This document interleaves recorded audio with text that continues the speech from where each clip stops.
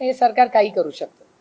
म्हणजे ज्या युवक पिढीने अतिशय मनमोकळेपणे त्यांना जो अधिकार भारतरत्न डॉक्टर बाबासाहेब आंबेडकरांनी संविधानात दिलेला आहे, मन मोकळेपणे त्यांना बोलण्याचा, त्यांची मतं मांडण्याचा, त्याच्यावर पण आता गुन्हे दाखल केले. मग शेवटी फारच ओरडाआरडा झाल्यावर ते गुन्हे मागे घेतले.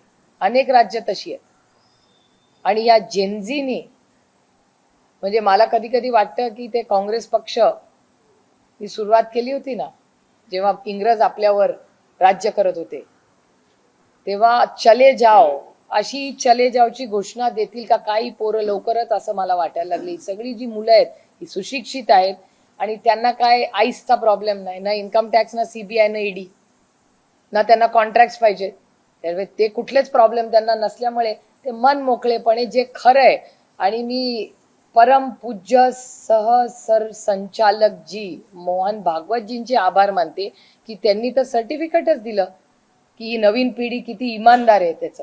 त्याचं मी स्वागत करते. ते थोडंसं भारतीय जनता पक्षाने ऐकलं त्यांचं तर मलाही समाधान वाटेल.